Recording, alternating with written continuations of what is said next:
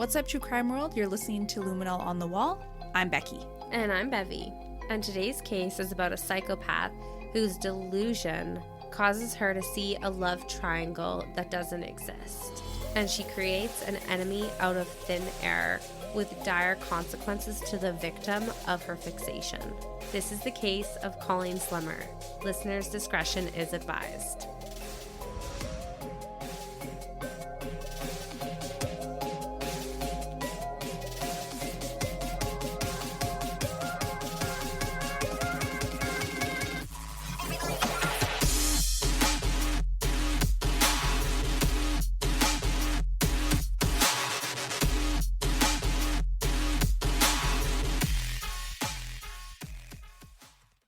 Well, hello there to all our LOTW friends and family. And hey, Bev. Hey, Becky. How's life? How you doing? How you doing, girl? I'm good. How are you? Yeah, I'm not doing too bad. I'm happy because you shared with me your amazing salad. We have to share that to everyone. It was delicious. Not to toot my own horn, but it was freaking awesome. And you were just sitting there like, Do I dare say she licked the plate? She did. She licked all the dressing. I sure should. Which is my homemade dressing. So that's like such a compliment. Not even joking. We should post it for anyone to enjoy. If you like garlic, you will like this. If you're afraid of tofu, don't be. Yeah. Because there are ways that tofu tastes delish. Yeah. I mean, it took me a while to find like what I liked. Yeah. But once I did, like, there's no going back. There's no stopping me. No stopping me. Tofu this, tofu that. Get in my belly. Yeah, it's great. So I'm making this a thing. Becky's going to post her recipe online for everyone to enjoy because the world needs it. I said it. That makes me feel so nice. Good. I'm glad. I love feeding people. It brings me such great joy. I know. So thanks, Bev. Feed the world, Becky. Feed the world. Feed the world. Like Jesus. No, I'm just kidding. I'm not going to put you on his level. Are you disappointed? I mean, a couple weeks back, I said you're a hair better than a dentist. I say you're not Jesus. You're like, How That's a letdown. dare you? That's effing rude. But whatever. Anyways. You like my salad. Speaking of Jesus... Our case talks about the polar opposite. Yeah, sadism. Yes, sadism. Well, yeah, totally, but also Satanism. Oh, my bad. Talks about both. There you go. Yeah, there we go. So shall we get into it? Let's do it, Bev. Okay, so today's case is about a woman named Colleen Slemmer. Colleen grew up in Florida. Her parents had divorced when she was fairly young.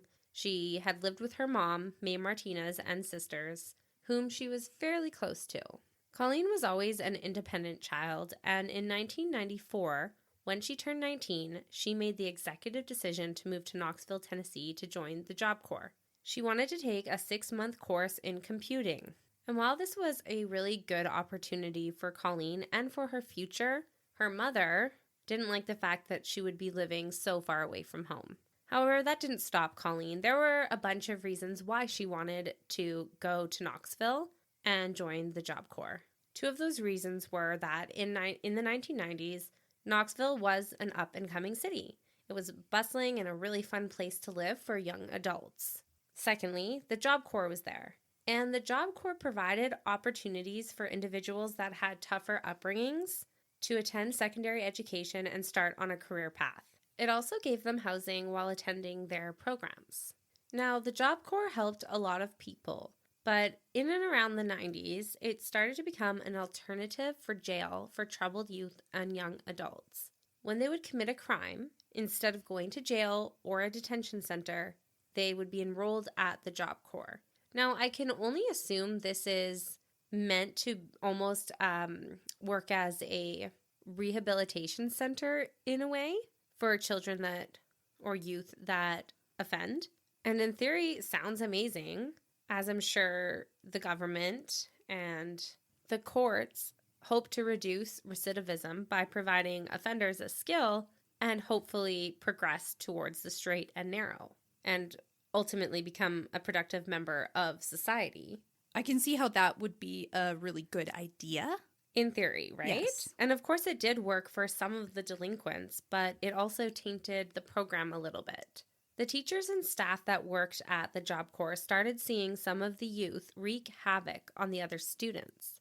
They were harassing them and stealing from them. So what was once a safe haven and a godsend for many students eventually got a really bad reputation. And the youth that were there with the best intentions started seeking other options for their education, which is a shame because a lot of these kids, as we said earlier, were troubled youth. You know, they wanted to make a better life for themselves, and this program offered them that. So seeing people with those intentions to make a better life leave, it just kind of sucks, right? Yeah. I mean, not that they can't achieve great things elsewhere.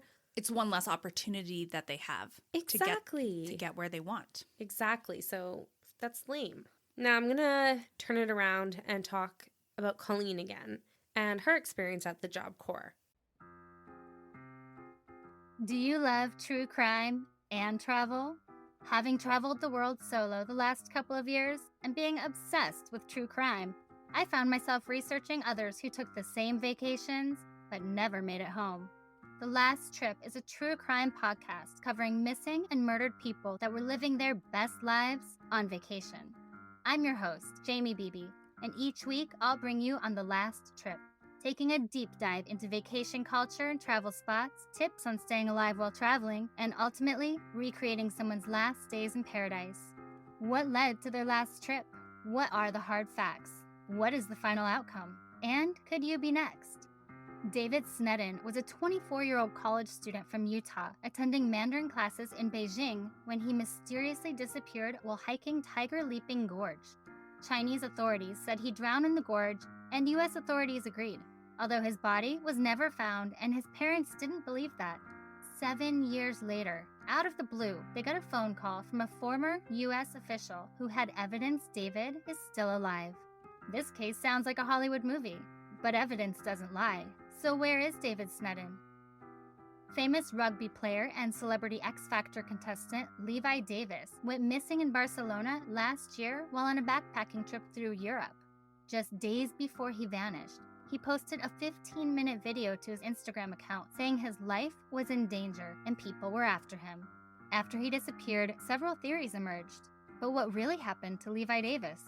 Join me, Jamie Bevy, co-host of the popular true crime series Strictly Stalking, as I embark on a brand new adventure combining true crime and travel.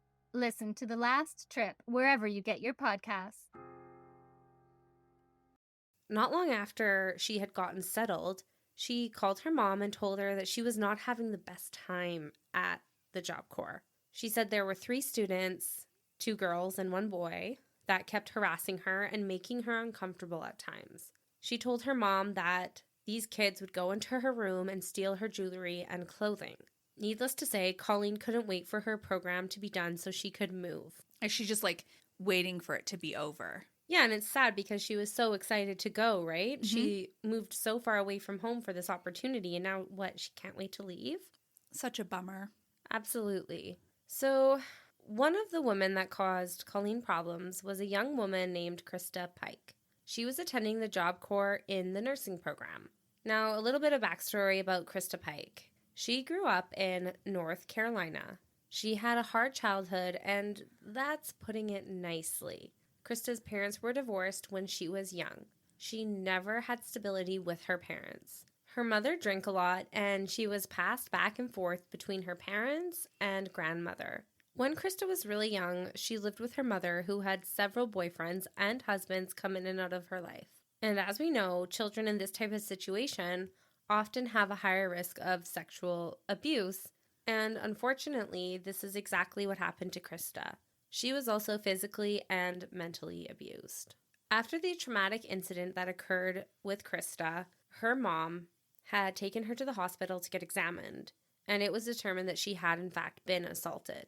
This is when social services got involved, and Christa was sent to live with her grandma for a while, which was actually a safe haven for Christa. However, in the late 80s, Christa's grandmother passed away, and she went to live with her father for a bit.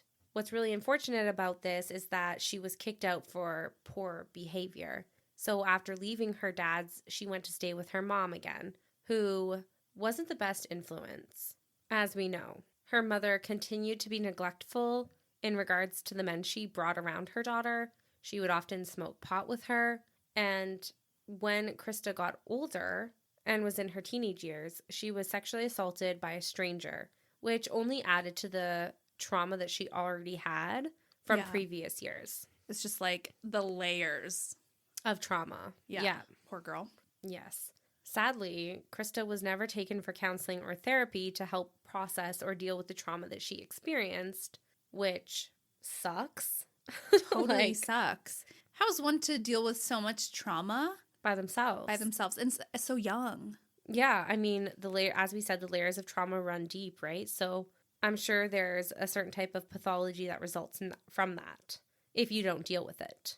And what's really unfortunate is that you can kind of see how her trauma throughout her life kind of led her down a certain path, because around this time that she was sexually abused as a teen, she dropped out of school when she was in her early high school years, and at 18 years old is when she decided to move to Knoxville to join the Job Corps. It's like you can see how it has affected her and what path it's kind of set her on, but at the same time, at the age of 18, she's making like this executive decision to like go to the Job Corps and, take that next step towards a brighter future, So it's kind of interesting that she started going down this path and navigated a bit better for herself. Yeah. Yeah, but what's really sad about this case is that despite her best intentions to kind of stray from the path of like trauma, it does end up catching up with her, which we'll talk about in a little bit. Mm-hmm. But you'll definitely be able to see how it affects her whole personality and her decision making. Mm-hmm.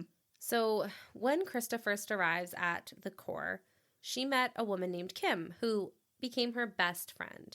She also met a guy named Tadaryl Shipp. The two instantly connected and became an inseparable item. But before the pair became an inseparable duo, Tadaryl had actually had a crush on none other than Colleen. Colleen! Yes. Some people say they went on a date or two, but it wasn't serious. However, that ended as soon as Tadaryl met Christa because, as I said, they're inseparable. He only had eyes for her. Love at first sight. Exactly. So, despite nothing manifesting between Tadaryl and Colleen, Christa was super possessive of Tadaryl and was jealous of Colleen and her general presence. And I think this is kind of the first time that we really start to get a picture of Christa's trauma coming to light. Clearly, she is very insecure. Right. With this. Because what other reason would you have to be possessive and jealous of Colleen? Right. I mean, Tadaryl and her's relationship went nowhere. Yeah. Well, Christa believed that Colleen wanted to steal her man, despite evidence to the contrary. So because of this growing jealousy within Christa, she and her friends would harass and steal stuff from Colleen and make her life a bit more miserable while at the Job Corps. So now we have these two girls' paths intersect, and you can kind of see that everything that Colleen is complaining to her mom about is because of Christa and this weird jealousy that is going on. Now, Christa didn't just leave her harassments for Colleen. She also taunted other students and was just generally a menace. The interesting thing is she was a really intelligent woman and could have done really well at the Job Corps, but she was too busy manipulating and bullying other kids. Which is so interesting. It's like this weird like zigzag of like bad trajectory, good trajectory, bad, good, bad, good. It's like she's just going back and forth. She has a lot of potential. Yeah. But unfortunately, it seems to be wildly unrealized. And that is sad, right? For sure. Now, I had said just a moment ago that Christa and her friends would harass Colleen, and the other two individuals that would partake in this harassment of Colleen were boyfriend Tadaryl Shipp and their friend Shadola Peterson. Over time, the harassment increased because Christa's resentment for Colleen grew stronger and stronger. She would often vocalize how much she hated Colleen, and she did not care who was listening. One night in particular, when Christa, Tadaryl, Kim, and a bunch of their other friends were hanging out, they all started talking about the people they liked and didn't like. And that night, Christa made it very clear about her disdain for Colleen. However, Krista's friend Kim, who, as we know, is her best friend, was actually quite confused because Colleen had never done anything to Christa. And Kim, kudos to her, vocalized this to her friend. And she said, "She's never done anything to you, Christa." And Christa creepily just smiled and winked at her. And then the group just moved on to their next topic. It sounds like Kim is trying to be like this really good influence. Yeah, the voice of reason, yeah. right? And be like, hold the phone, you silly lady. You have no reason to be this angry and have so much hatred toward Colleen. Like, where is this coming from? But her words don't seem to have much impact on her. Yeah, they fall flat. And on January 12th of 1995, Christa goes into Kim's room and invites her to the park with Tadaryl, Shadola, and Colleen. She said they were going to smoke weed. Kim gives a confused look and declines. Yeah, she's like, why are you going to the park with your apparent nemesis? Yeah, and that's actually exactly what Kim says to Christa. She says, why would you be going with Colleen? And once again, Christa has this weird and odd response where she just smiles and winks at Kim and then leaves. Now, Kim does sense that something is not right with this, but she didn't say anything more. I think the smile and the wink just kind of creeped her out, if anything. So she watches them all sign out of the Corps and leave together. And as they are walking away, Kim said she felt sick and really uneasy. Intuition, man. Intuition. So at 8:50 that night, the group started walking to Tyson Park. They traveled along Cumberland Ave and cut under this giant bridge to get to the park. The direction that they headed was really secluded and separate from the hustle and bustle of Knoxville. And as the group nears the edge of the park, which was close to the University of Tennessee, the dynamic quickly changed from fun-loving, let's go get high, to Christa start accusing Colleen of going after her boyfriend, Tadaryl. The conversation/argument turns violent really quickly. Christa pulls out a meat cleaver and a box cutter that she was carrying with her. Just normal Things to have in your purse. Handy tools to carry around. It's ominous. Who the fuck carries that shit? A meat cleaver. What the fuck? Who does that? Who the fuck does that? Who even has a meat cleaver? Do you? No, you don't. No, I don't. And I don't either. Like, who the fuck has a meat cleaver? Right? Jeez. And so, of course, at this point, Colleen knows that she's in trouble. Oh, yeah. She begged the group to let her go, but the group was relentless. Colleen took off running, and the trio started to chase her. They caught up to her, and they tormented and tortured her while savagely beating her and stabbing her. There was a couple times Colleen had mustered up the strength to attempt to run away, but the group easily caught up with her, and this brutality went on for over 45 minutes. The triad took Colleen's clothes off of her upper body. Christa held her down while Tadaryl carved a pentagram on her bare chest. At one point, Colleen begged to be let go. She said she wouldn't say anything and immediately hitchhiked back home to Florida, but Christa told her it was too late for that. Now, I find this very sad, actually. I just got emotional. I don't know. It's like when you almost hear someone's last-ditch effort of hope at survival, it is so jarring. Like, she just wants to go back home to her family. Yeah, like she's like, I'll drop everything, even my future, if you just let me go, let me live. Yeah. I will go home, get out of your hair. You won't ever have to see me again. Yeah. I know. The fear that must have just been running through her.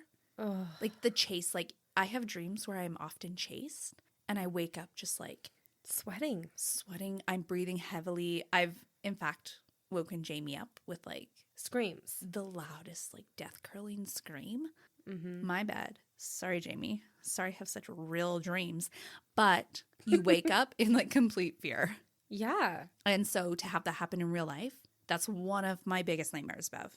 Yeah, and just to reiterate, she's already had someone take a box cutting knife and draw something in her skin with it. Like cut a pentagram. into her skin while being stabbed and chased. Like, this is brutality at its worst. Yes. And the saddest thing is that it gets worse from here. So after Christa hears Colleen's pleas, she grabs a piece of asphalt and starts smashing Colleen's head until she stopped talking and making noises. After Colleen was silent and not moving, Christa reached down and picked up a piece of her skull, put it in her pocket as a memento. That's disgusting. It's fucking disgusting. Yeah. I mean, obviously all of it is, but the fact that she took a piece of the skull and was like, oh, since it's there, since it's visible, let me just take this for my own fucking shits and giggles. Yeah, something to remember, like, what I've this done to moment. you. Ugh. By disgraceful. Totally, Becky. Christa.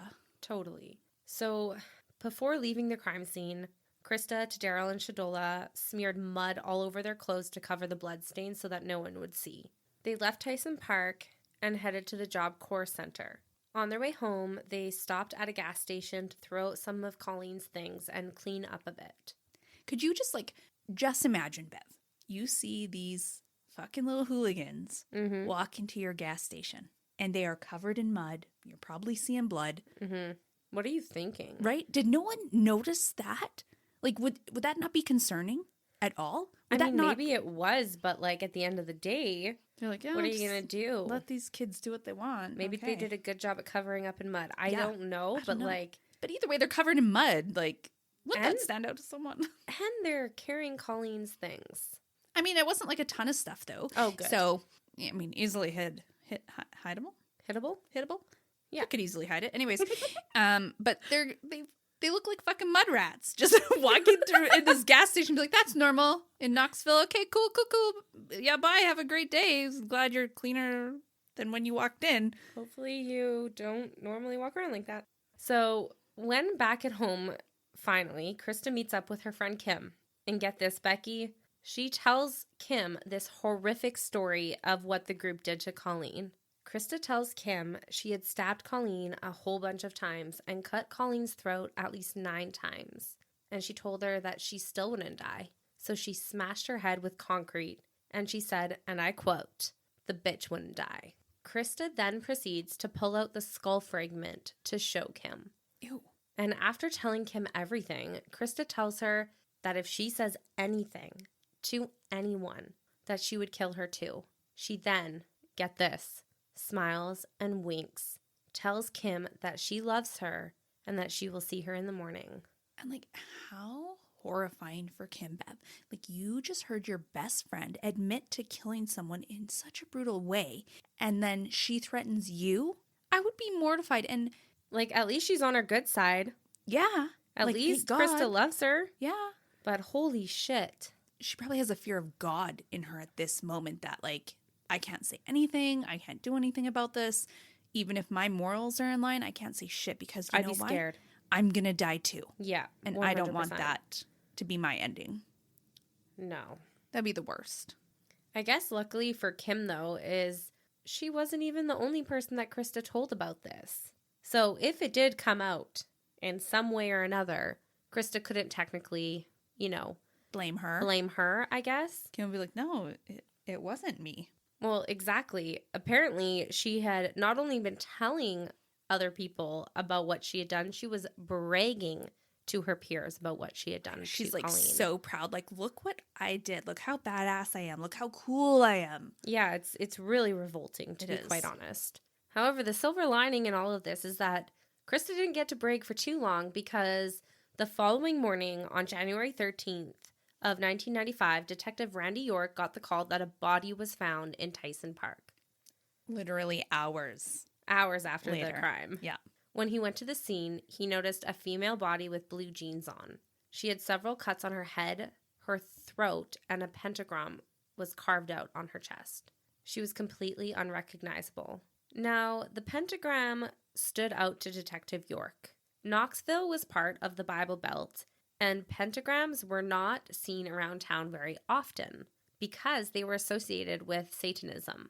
So obviously in a very religious Christian town, they're like, who the F would do this? Who the F? Yeah, and obviously they know. There's only a small handful of people that could have done this. Yeah, so they start to try and narrow down their suspect list as to who it would have been.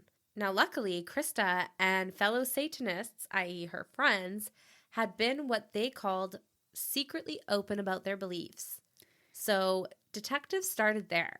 Yeah, they're like, surely these fucking punks did it.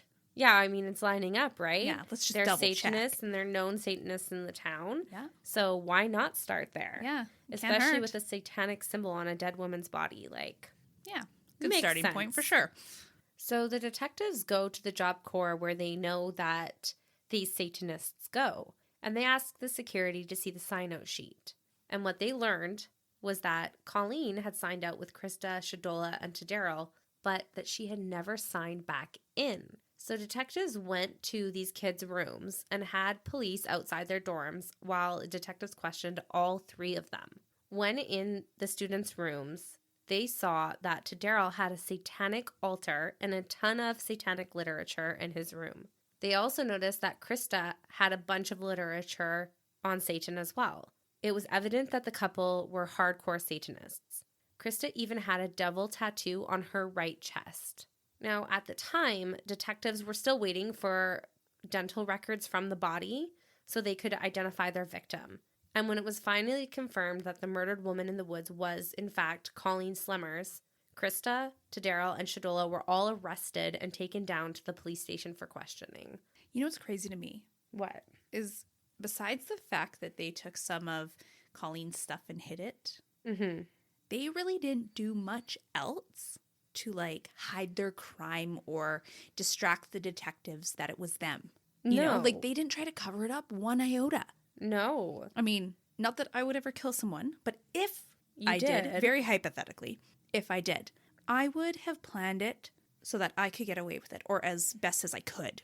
Well, keep in mind, these are young adults, right? Like, I don't think their reasoning is rational. No. Not that it's, like, not that they don't have rational thoughts, but, like, as a young adult, like, this is also a crime of passion. They're not thinking things through. And not only that, but, like, they seem to be very proud of what they did. So I think It's like, going why through would the they measures want of to hide hiding it? it, yeah, I think would just be counter to what They're wanting from this. Yeah. Yeah. No, that's a very good point. But also, like, you have to know the consequence is jail. Exactly. So, I like, know. you can be prideful of what you did. Sure. But like, did you not think that you might end up in jail at any point in time? Yeah, it's kind of silly. Absolutely. And actually, what's odd is that while Christa Pike is being interrogated, she quickly confesses to the murder, Becky. Yep. It was me. Yep. You got me. Which again is like, she just wants to be known for it. Like, she's so proud. She doesn't give a fuck. Yeah. Apparently, the themes in our last couple podcasts is just straight up notoriety. Yeah. People don't care. They want the, I can't say fame. They want the notoriety. It's just like sick though. It is. So, of course, just like you and I guarantee anyone who listens to this, detectives were freaking horrified. And what added to their horror was that when Christa reenacted the murder, she literally acted out her own role as well as Colleen's. It seemed to detectives that she took great enjoyment out of reliving what she had done. And at no point did she seem remorseful for killing Colleen. Jesus. Now, some details about the crime scene. It was about 100 foot by 60 foot. It was huge. Yeah, like it trailed on for a while, right? Yeah. And this makes sense to Christa's like telling of it in that Colleen had attempted to get away on multiple efforts. Yeah. She covered some ground, that's for sure. She made a pretty valiant effort. Yes. The trio did actually hide her body in the woods when she was dead.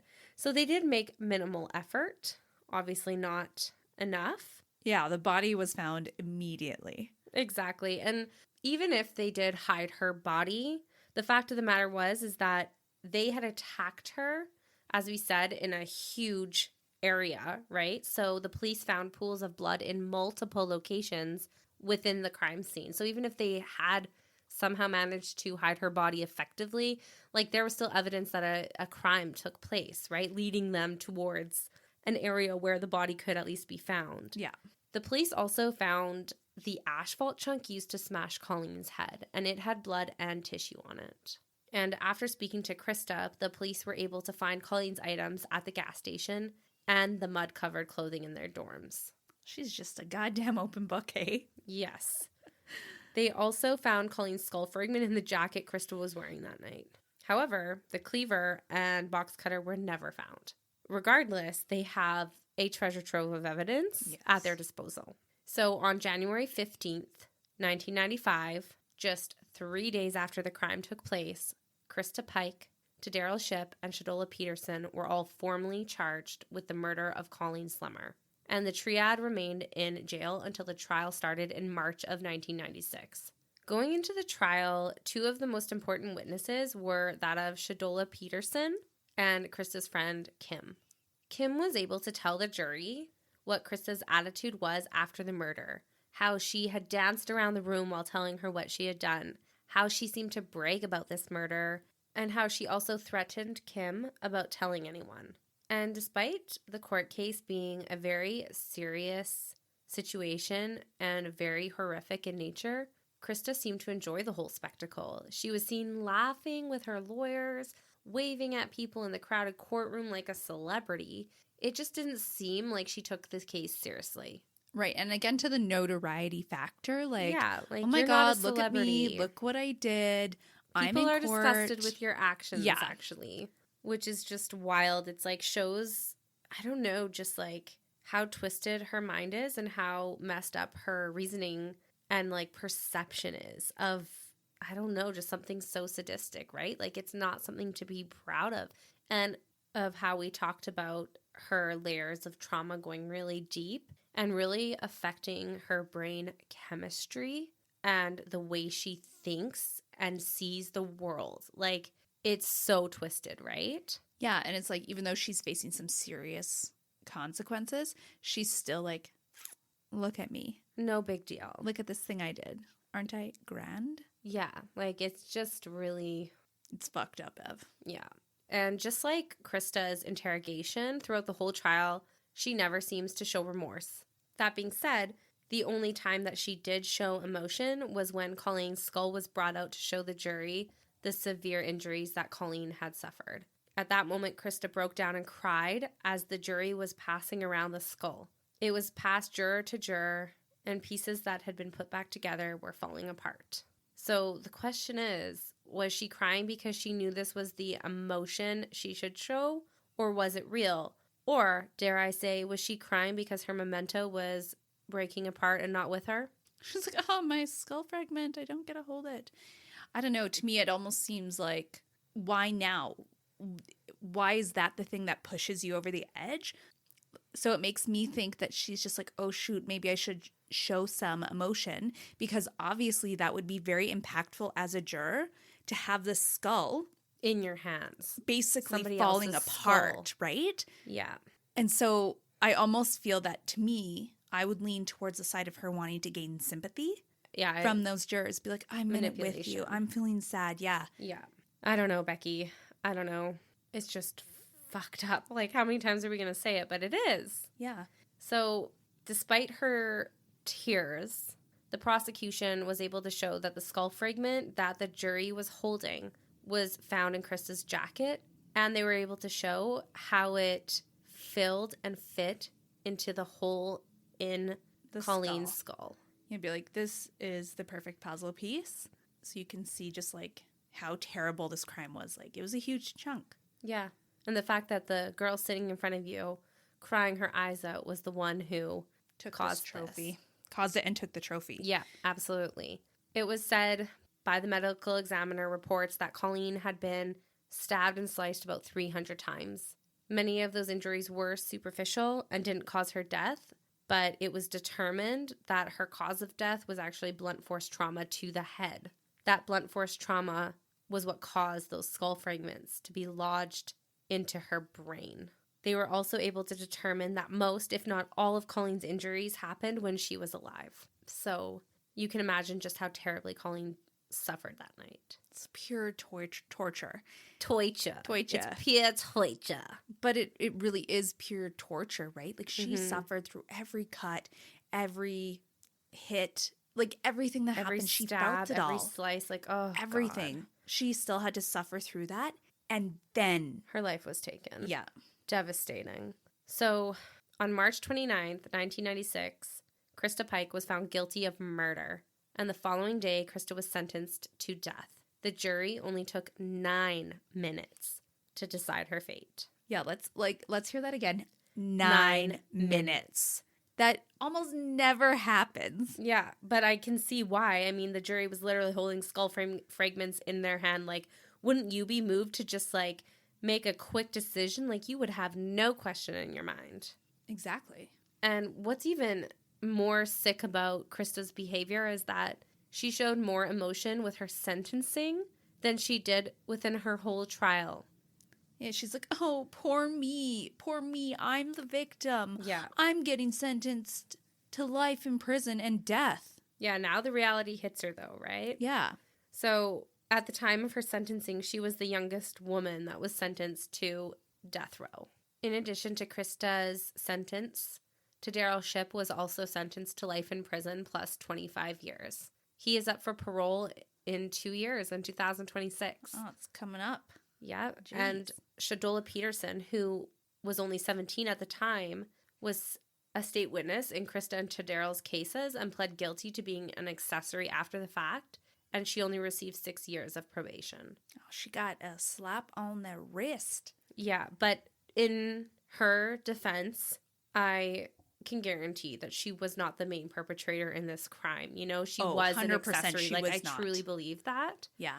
So, but the one thing I do wonder in this scenario is that I think Tadaryl and Christa for sure thought they were going out to kill her, or at the very least, severely beat the shit out of her. yeah, But was Shadola, a part of the plan. was she? That's the big question. Exactly. And at the end of the day, having a witness that was present at the time be able to become a state witness is huge, right? Oh, for sure. So it's kind of like, at least it was her and not Tadaryl. Yeah, that's because the we truth. know for a fact that he actually harmed her body, right? Yeah, pentagram, hello.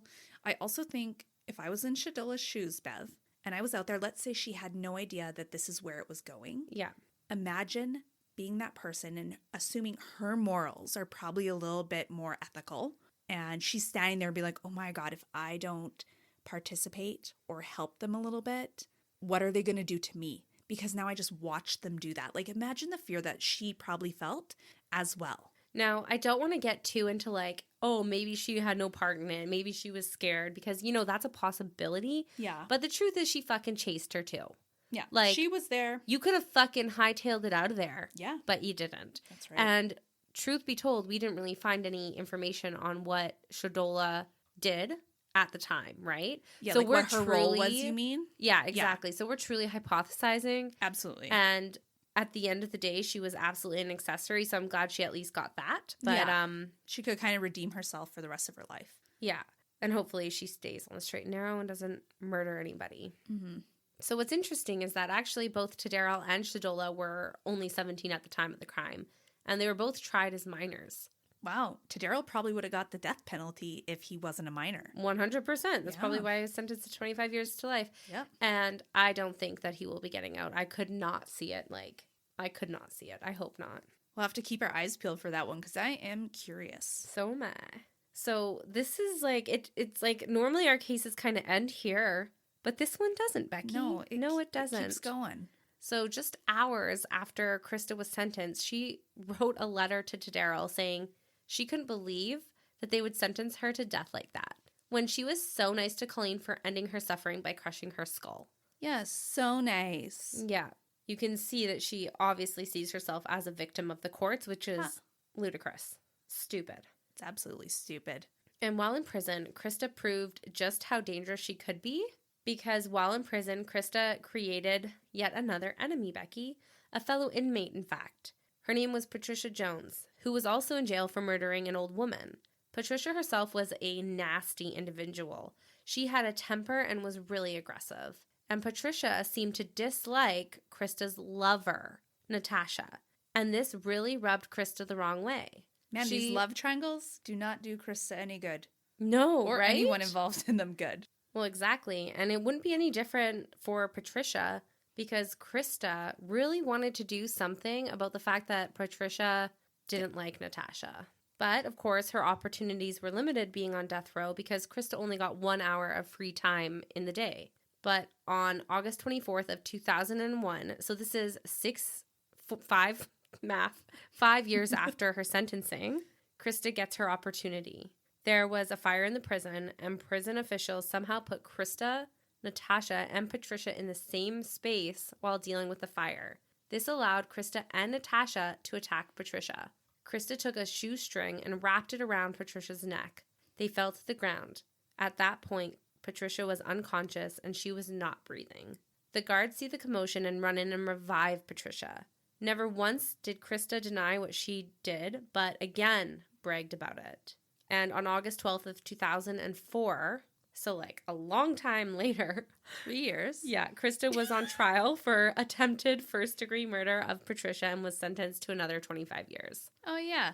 I mean, when you're on death row, it doesn't matter. It's basically irrelevant, but it's a principle. It is the principle, Becky. So Christa is considered a psychopath by mental and health professionals, and she is very dangerous. Yeah, proven that time and time again. Yeah, she's manipulative, yet somehow charming, and has no remorse for her actions. On top of that, she's in jail on death row. It doesn't matter to her who else she hurts. What does another victim matter to her, right? Exactly. Just like you had kind of said. Yeah. And while in prison, Christa had written to a lot of men over the years. And in 2012, she had a pen pal who was traveling 1,500 miles once or twice a month to visit her in prison. Simultaneously, Christa had charmed a prison guard and had devised a plan involving both men to break her out of prison with promise she would be with them while on the run. The prison guard was to make a copy of the key and then somehow escape. So not a very well thought out plan. No. And can we just talk about the amount of persuasion that this takes? Like a prison guard. Yeah. You know, those guys are like heartless. Not heartless, but like very stern. Like, how did you manipulate this prison guard to get what you want? To get out of prison nonetheless. No Not doubt. even like drugs or treats, but to get out of fucking prison. No kidding. Like, this guard is risking his career Right? on a savage murderer. Like, Yeah. what? Like, what did you have to say to this man? Like, you look good today. Here's both my tits. Yeah, like, who knows what she did, right? Yeah, but I don't obviously, know. she was a very cunning woman. Yes. Now, luckily, higher up individuals at the prison caught wind of this plan and thwarted their plan. But unfortunately, kind of, the guard that was involved in this was also fired. I say unfortunately because, as we said earlier, like, his career could be Over. in jeopardy. So that's exactly what happened. And throughout Christa's stay in prison, her lawyers had tried at least 3 times in federal and state court to get her off of death row. And each time they failed. Yeah, that makes sense. Yeah, like, excuse yourself, but... You deserve that one? Yeah. Christa Pike was to be executed in 2020, but due to the pandemic, it was pushed back, and currently there's no set date for her death. That pandemic. I know. Thwarting everything. I know, and Christa's lawyers took it upon themselves to use this to their advantage, and in 2023, her attorneys bid to have her case reopened, but they were denied because their reasoning was unfounded, and it was said that it did not apply to Christa's circumstance. They tried to get her off on harsh mandatory punishment for juveniles, but the state Supreme Court said that doesn't apply to her as she was an adult when she committed this crime. Tadaryl and Shadola were the only ones that were minors. Exactly. So, like, get Ben, you're trying to use a real law, technicality? but you're not even like within that realm. like, You're well, an adult. You listen, know right from wrong. Come on. this just, like, they're trying to grasp at straws because it's their fucking job. Yes. There's no Fair. way that these fucking lawyers think that this girl is somehow innocent. Not only that, but let's not forget that she has an additional sentence of 25 years for attempted murder.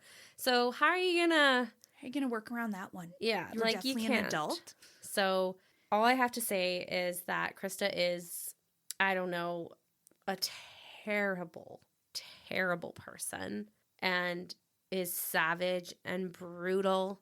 And I don't think there's hope for rehabilitation ever.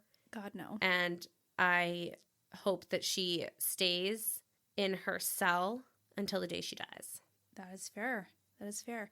And I think one thing listening to this whole case that I think about is that Colleen died, right? Yeah. But if it wasn't Colleen, it would have been someone else. Right. You know, it was just a matter of time before she did something terrible. And obviously I'm sad it was Colleen and no one should have had to have gone through that and died. But it was a matter of time. Yeah, it wouldn't be long before she got into another relationship and someone she viewed as threatening it got jealous, killed them too. Yeah, like... Yeah, it was just it's just who she is. It's what she does. And that's... She's right where she needs to be. Prison. Yeah. So, Becky, this was the very, very sad case of Colleen Slemmer. Thanks for listening. Thanks for sharing.